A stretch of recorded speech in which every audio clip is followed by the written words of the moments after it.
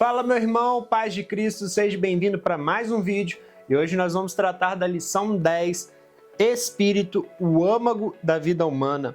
Lembrando que o conteúdo dessa aula, como a apresentação PowerPoint e o resumo, vão estar disponíveis aqui na descrição, caso você queira utilizar. E eu vou colocar os textos aqui na tela de forma breve, então você pode pausar o vídeo, ler e depois continuar. O texto áureo da nossa lição vai tratar em Zacarias 12:1, onde Zacarias está falando a um povo que tinha voltado ali do exílio, um povo que estava desanimado, confuso, um povo que estava espiritualmente fraco. E ele começa o versículo dizendo: peso da palavra do Senhor. Isso significa que não é uma opinião do profeta, é uma palavra séria, pesada, cheia de autoridade divina.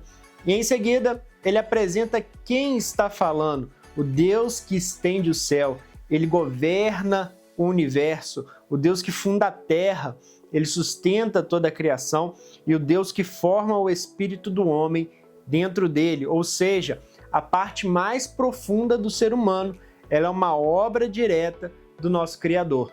E aqui Zacarias nos lembra que o mesmo Deus que criou tudo ao nosso redor é o Deus que criou também o nosso espírito. Isso nos mostra que o espírito humano ele não é fruto do acaso, ele não é simplesmente uma energia, ele não nasce de nós mesmos, ele é formado por Deus. E a verdade prática, uma verdade que é aplicada à nossa vida, vai dizer: uma vez livre, nossa alma recebe vida espiritual e dirige nosso corpo para adorar e servir ao Criador. A leitura bíblica em classe, Gênesis 2:7, quando a gente vai ver o contexto, esse é um versículo que está dentro do relato ali da criação. Em Gênesis 2, Moisés, que vai escrever ali o Pentateuco, ele descreve de forma mais detalhada como que Deus formou o homem. E aqui Deus cria o corpo do homem do pó e depois ele sopra o fôlego de vida, mostrando a origem divina da vida humana. A leitura bíblica em classe também destaca Eclesiastes 12:7, onde que no final do livro Salomão está encerrando ali suas reflexões sobre a vida e ele mostra que tudo nesse mundo é passageiro e lembra o destino final do ser humano. O corpo ele volta ao pó da terra e o espírito ele vai retornar a Deus. E é um texto de fechamento, de conclusão. O texto de Zacarias, a gente já passou por ele no texto áureo, e o último é João, capítulo 4, versículo 24.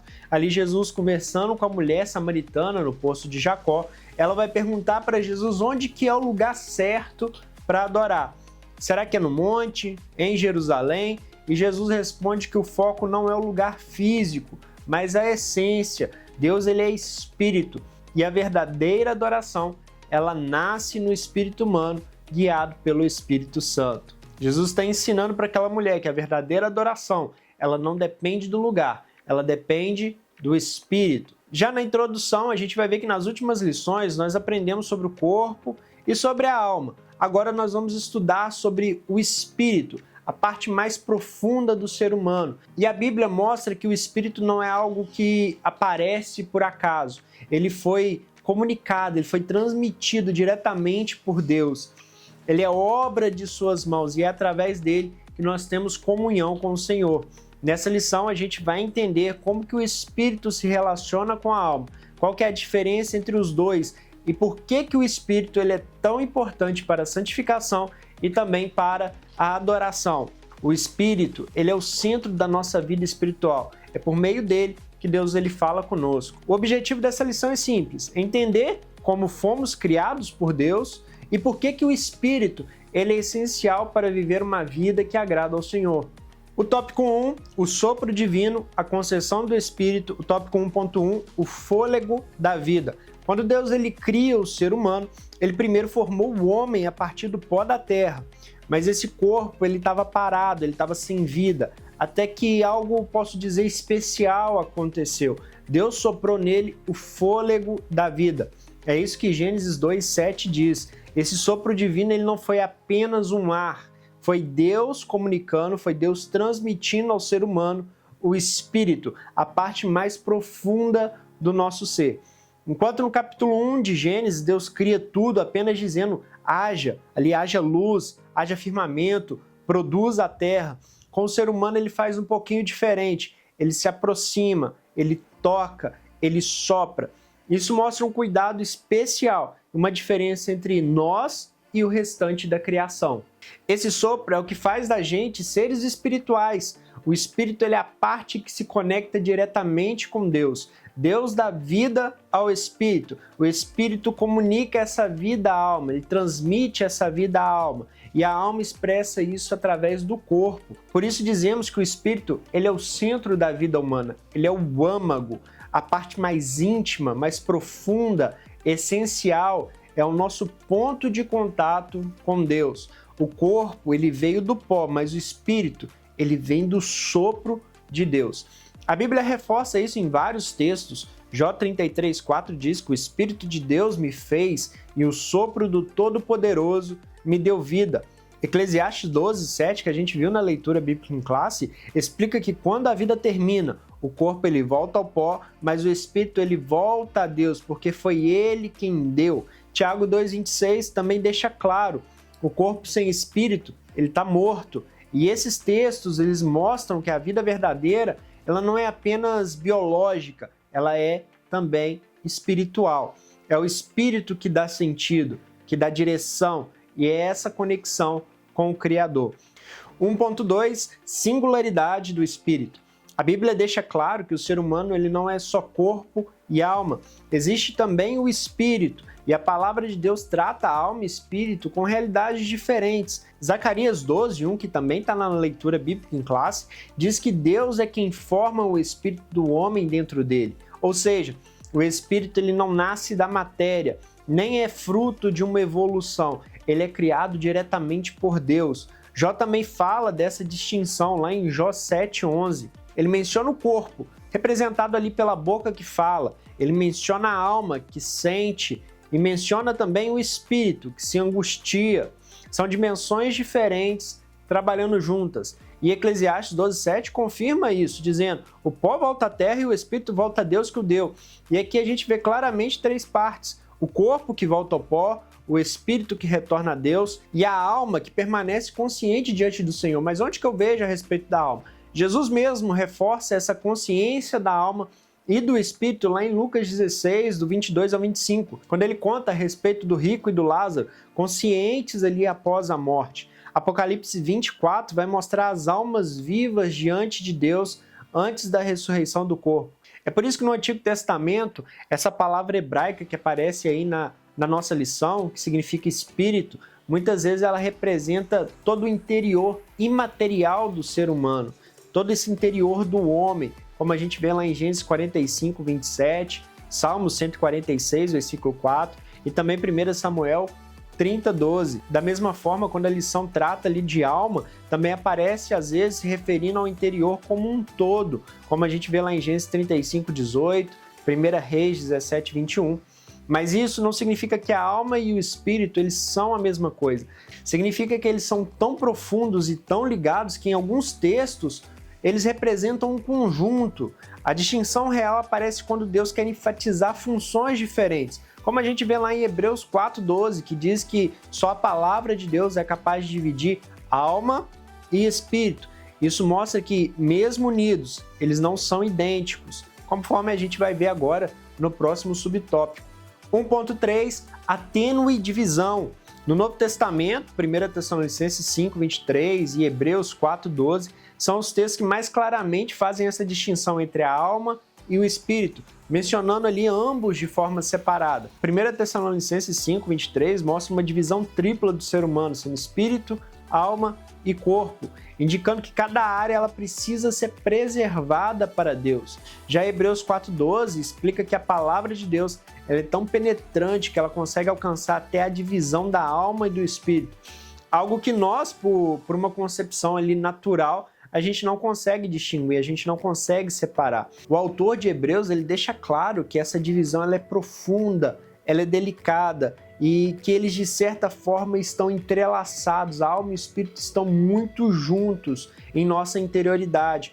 Por isso somente Deus, através da sua palavra, consegue separar, consegue discernir e tratar cada parte do nosso ser. Diante desses textos, a gente entende que, embora existam esses debates teológicos sobre a constituição de corpo, alma e espírito como sendo partes separadas, as escrituras elas realmente apresentam referências claras a essas três partes, tratando elas como distintas. E mais uma vez, se você é de outra denominação, onde se entende que o espírito e a alma eles são a mesma coisa, fica tranquilo.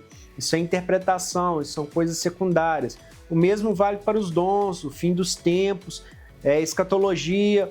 Não é isso que vai dizer se você será salvo ou não. Não quer dizer que um está certo e o outro está errado. Essas três divisões, ela é uma visão que muitas igrejas elas compartilham. Tem base bíblica, como a gente acabou de ver, e eu particularmente acho muito mais fácil de ser entendido quando elas estão separadas. Mas se você não entende assim, se você entende como sendo duas, não tem problema nenhum também. O tópico 2, Espírito, Pecado e Santificação. 2.1, Pecados do Espírito. A Bíblia mostra que o ser humano ele peca de diferentes maneiras.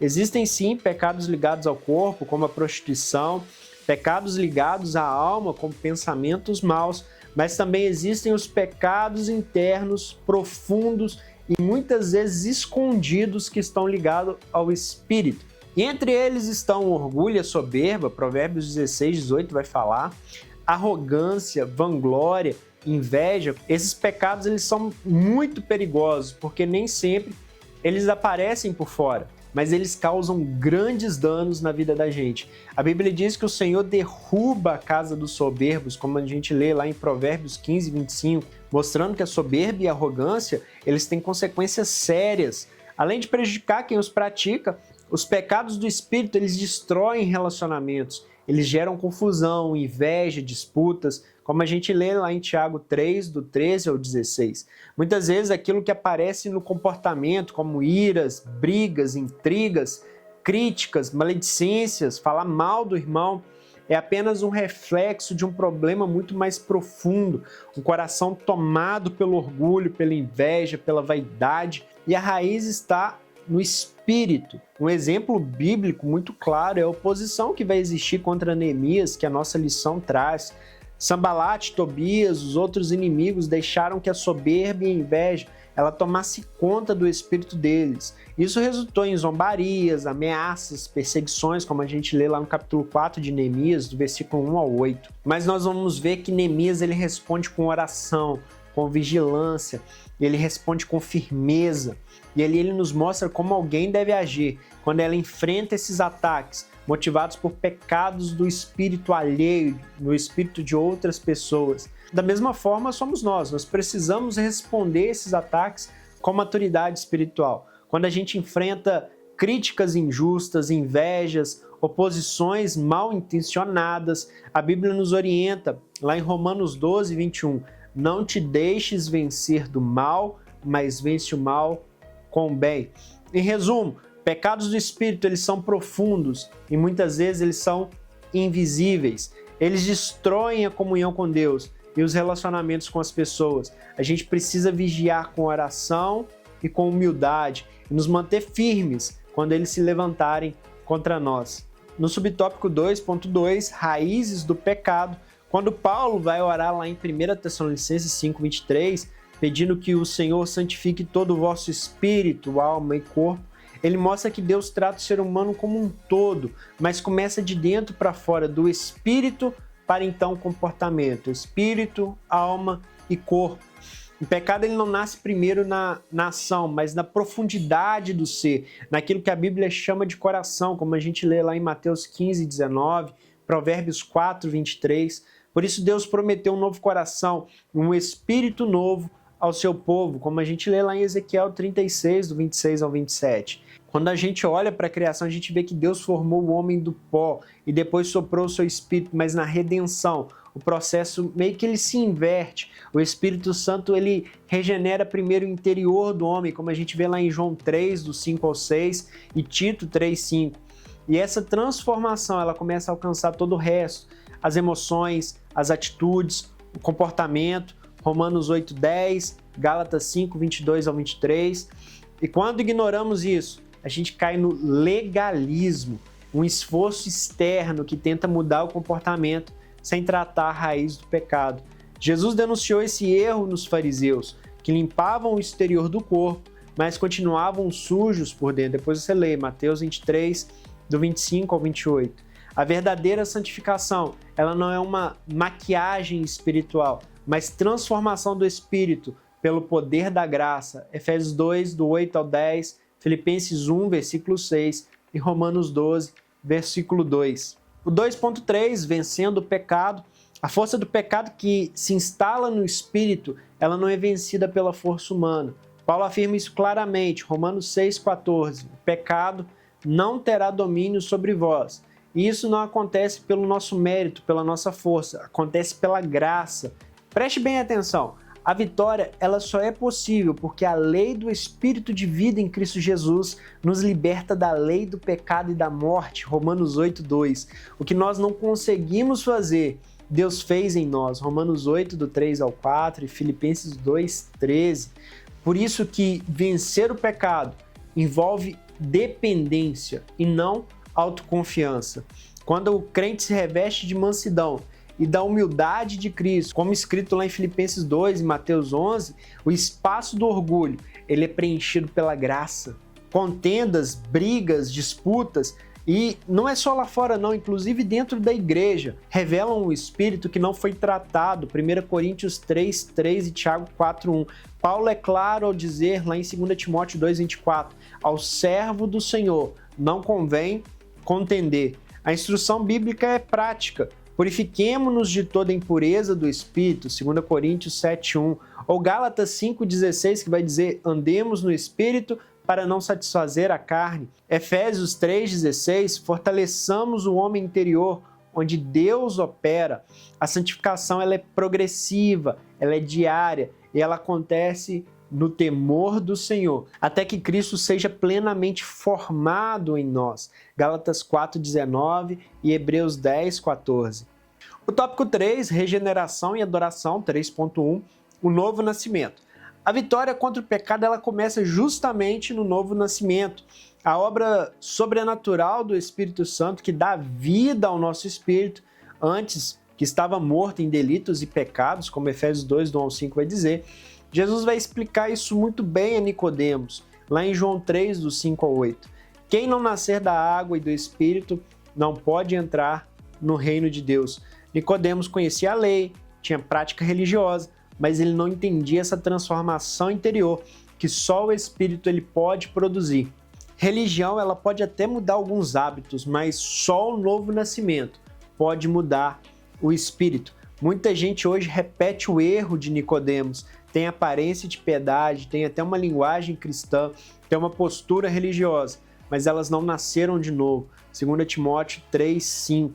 A pessoa ela passa a usar a Bíblia para justificar seus próprios desejos. 2 Timóteo 4, 3. Interpreta tudo a partir de si mesmo e não do Espírito. E Paulo orienta claramente dizendo que quem rejeita a verdade e insiste em distorcer a fé, não dá para ter comunhão com ele. 1 Timóteo 6, do 3 ao 5 e 2 Timóteo 2, 5.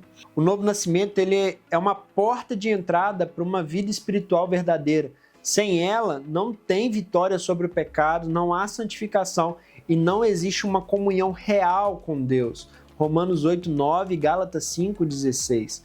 No 3.2, em espírito e em verdade, a obra do novo nascimento feita pelo Espírito Santo dentro de nós, ela não serve apenas para vencer o pecado. Ela também é essencial para a gente viver uma vida de adoração verdadeira. Sem essa transformação interior, sem esse novo nascimento, a adoração ela vira apenas um costume, um ritual, uma emoção passageira. João 3, 5 ao 8 e Tito 3, 5. No diálogo de Jesus com a samaritana, a gente vê isso claramente. Assim como Nicodemos, que a gente viu, tinha uma fé muito racional e presa às suas tradições, a mulher samaritana tinha uma fé baseada no lugar, no monte, no hábito, como a gente vê lá em João 4:20.